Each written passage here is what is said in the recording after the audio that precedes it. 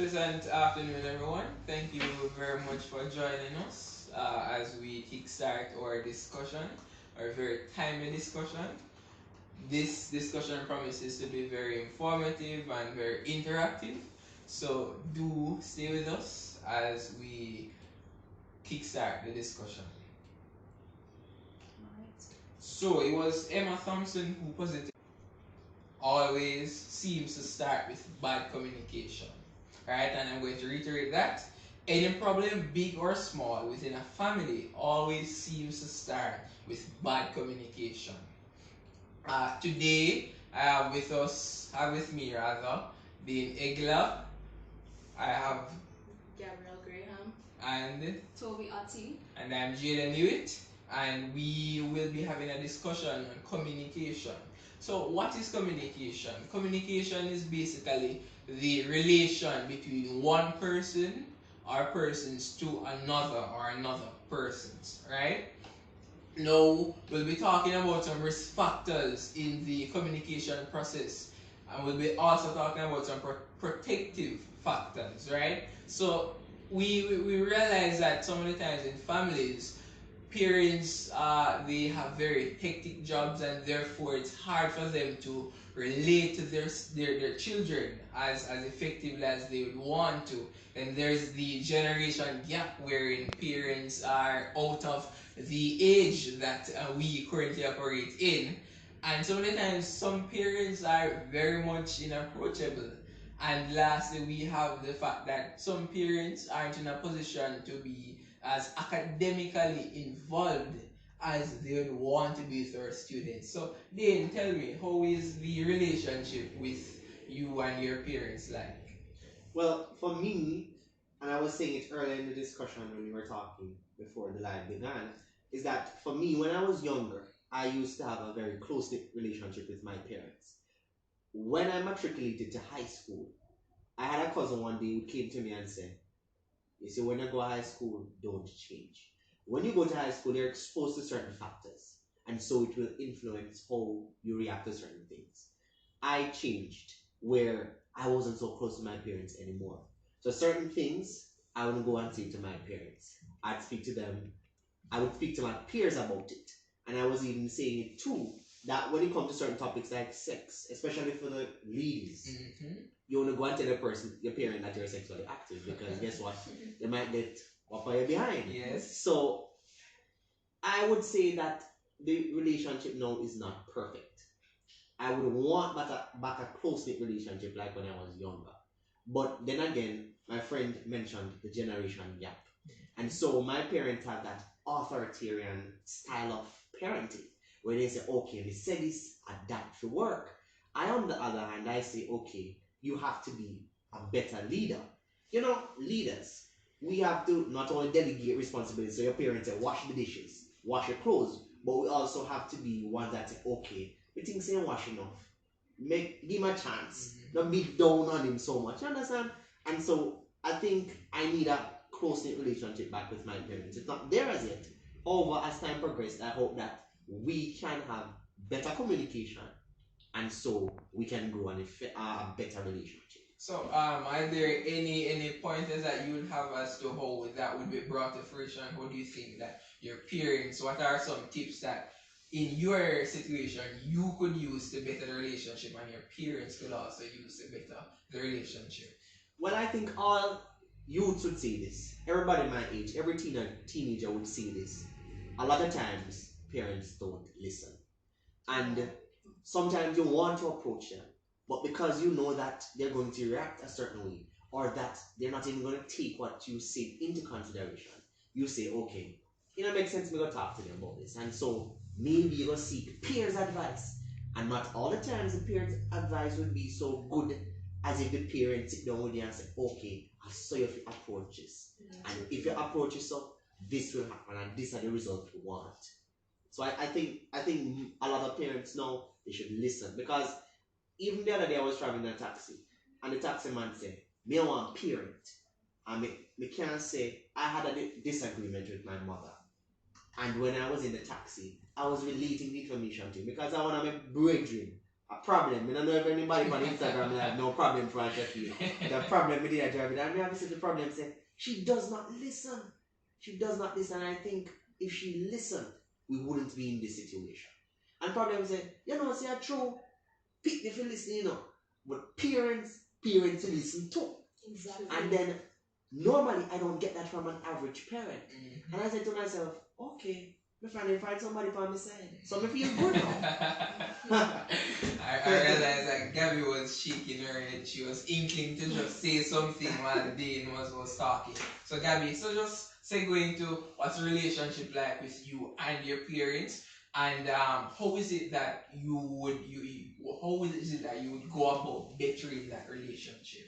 Okay, so for me, my relationship with my parents, I would say it's not perfect, and neither is it open to the point that I would want it to be open.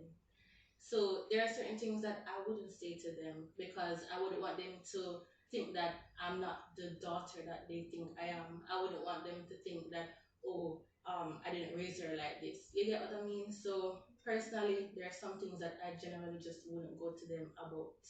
And I would rather go to my peers, or for example, I have a bigger sister. I'd rather say it to my sister than say it to my parents because I know that they understand better or try to give me some advice that I think I could work with. So at the same time, it's probably not the best advice. It's probably not the advice that you need, but it's the advice that you want to hear.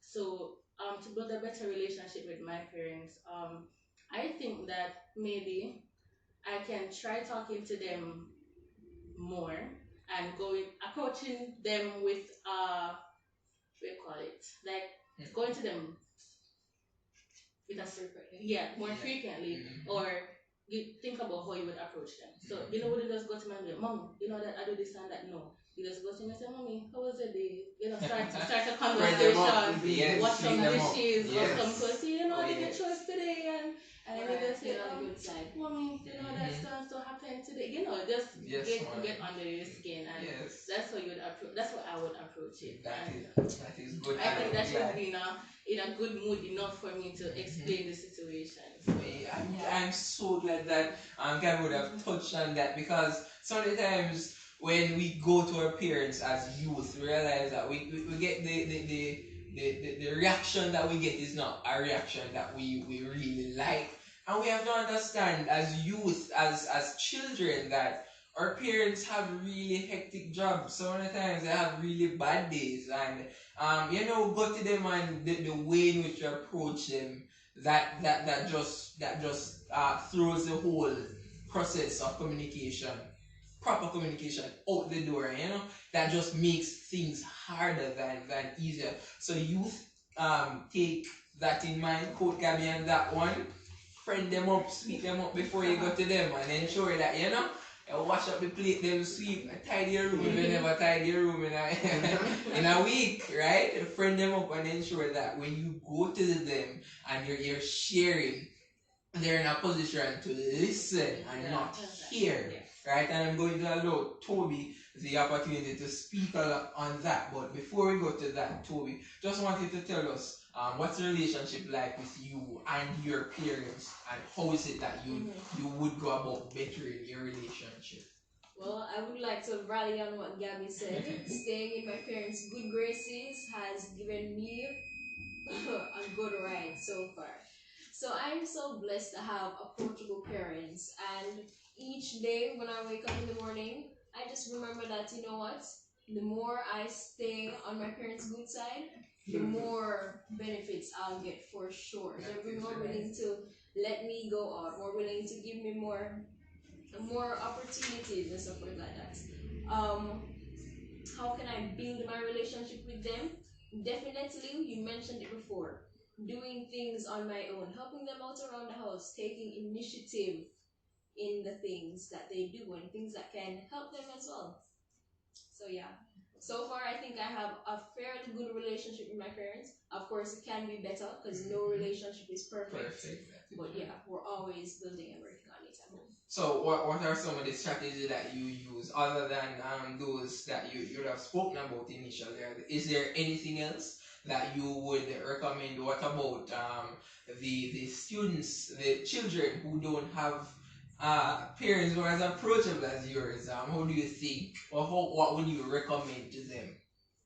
I think family for me, if it's not my parents, I don't have older siblings like Gabby has here who she can go and speak to. So for me, it's my aunt. It's somebody who's close, but not as close as my parents, a rally back parent. So my aunts, my uncles, even my older cousins, I always can depend on them to go and speak to, if not my parents. Because the parents are not always the most approachable in every situation. I hope that you heard that, Gabe. And just to add to what Toby just said, a lot of times we, if our child does a series of bad things, him or she a bad pig, and we look at them a certain way. But and we were speaking about attitude. A lot of Jamaican parents out there saying, my girl can have attitude and you want boxing in her face and you want this and that. But I believe that not every person that child interacts with, you have attitude. So what are you letting off that is allowing that child to give you attitude? So I think a lot of times parents should also look at that, because there are some, and we were talking about it, pointers. Sometimes there are pointers that are pointing in a certain direction before something actually happens. For example, a teen going to commit suicide. I don't believe a teen just get up today and say go hang himself. There are certain things that led to that. And so the parents out there, they should be able to detect those pointers and say, okay, I think our relationship is leading down this road. So in order to prevent us from going down that road, we have to implement certain strategies. And we talk about it, listening. And I believe trust too is very important. Your child is supposed to be able to trust you. Sometimes we talk to our kids, we talk to our parents and they go tell their friend. I know parents in my community, especially ladies, when their child will say, okay, I'm sexually active, especially the girls, they have to go tell their friend. Yes. And you know, say, I like Chinese telephone. The message is just going to pass on, and sometimes in Chinese telephone, the message don't pass right. Yeah, and so oftentimes it change up in a very negative manner. And so rumors start spread about the youth, and that's just a big problem. So I think trust too.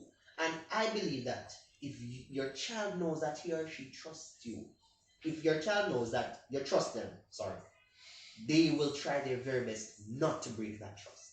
I believe that. So that's what I wanted to say. That's good. Toby, listening versus hearing.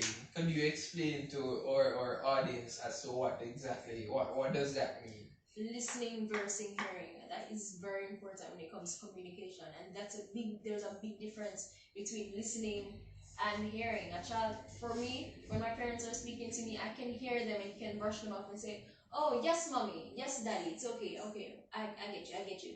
And then there's listening, when you truly understand what your parent is saying, and not only in that direction but the other direction as well. You want our parents to listen to us, not just hear what we're saying, but really listen and try to understand what we're going through, what we're feeling in different situations. That is right. And simply put, in the Jamaican vernacular, listening versus hearing. Listening, as Toby would have said, you're processing what's going on. You're not just hearing what they're saying, but you're seeing their feelings, their emotions, right? Hearing now, as what they say in Jamaica, go through one ears and come back to the other, right? Now we don't want that approach, right? So communication, it is very, very important. So Gabby,